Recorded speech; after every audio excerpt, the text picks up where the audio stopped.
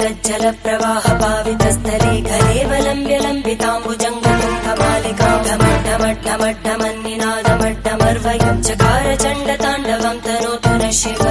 शिवम्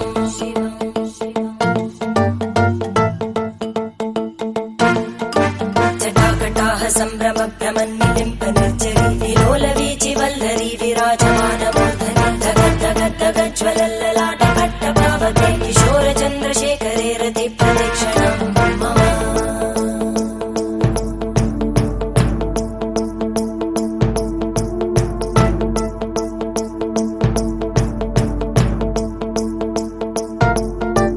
धराधरेन्द्रनन्दिनी विलासबन्धु बन्धुर स्फुरद्दिगन्त सन्तति प्रमोदमान मानसे कृपाकटाक्षधोरणी निरुद्ध दुर्धरापदि क्वचित् दिगम्बरे मनो विनोदमेतु वस्तुनि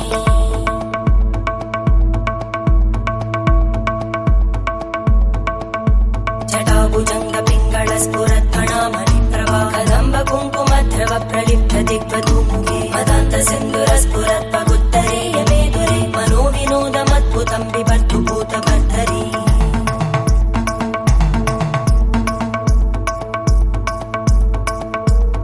ॐ नमः शिवाय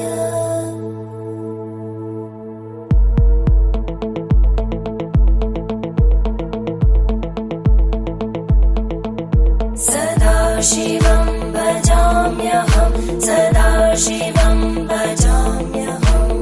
ॐ नमः शिवाय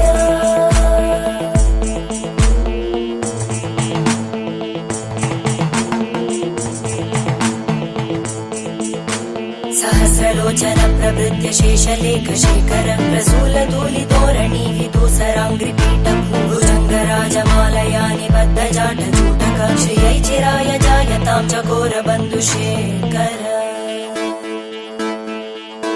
ललाटजज्वरज्वल धनञ्जय स्फुलिङ्गभामि पीतपञ्चसायकं नमन्निलिम्पनायकं सुधामयूखलेखया विराजमान शेखरं महाकपालि सम्पदे शिरोजटालमस्तु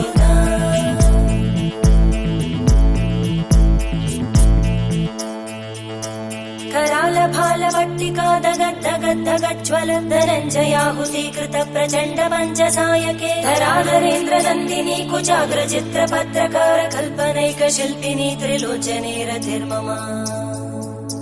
नवीनमेघमण्डली निरुद्ध दुर्धर स्फुरत् कुहूनिशीतिनी तमप्रबन्धबद्ध कन्दर निलिम्प निर्झरीधरस्तनोतु कृत्ति सिन्धुर कलानिधान बन्धुर श्रियं जगद्दुरन्दर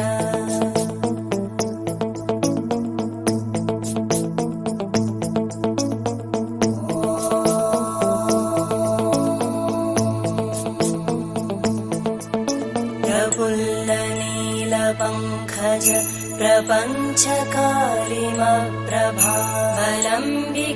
प्रपञ्चकालिमप्रभावलम्बिकण्टकन्दली रुचिप्रबद्धकन्दरं स्मरच्चिदं पुरच्चिदं भवच्चिदं मखच्चिदं गजच्चिदान्धकच्चिदं तमन्तकच्चिदं भजे अखर्व सर्वमङ्गला कलाकदम्बमञ्जरी रसप्रवाहमाधुरी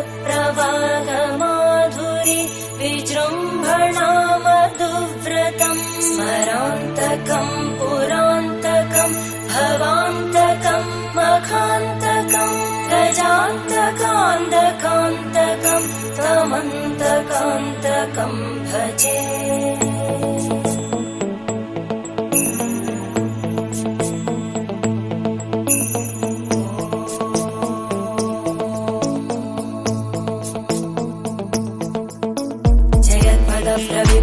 प्रभद्भुजङ्गमश्वस विनिर्गमत्क्रमस्फुरत्करालभालव्यवाधिमिद्धिमिद्धिमिध्वनन् मृदङ्गतुङ्गमङ्गल ध्वनिक्रम प्रवर्तित प्रचण्ड ताण्डव शिव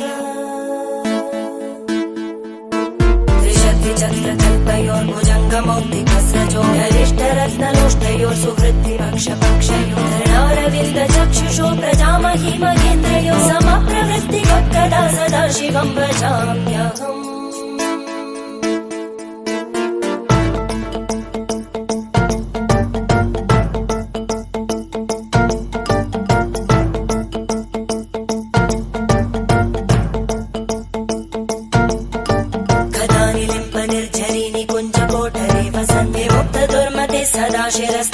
शीतलिम्बहन् विलोललोललोचनो ललामबाललग्नक शिवेति मन्त्रमुच्चरन् कदा सुखी भवाम्यहम्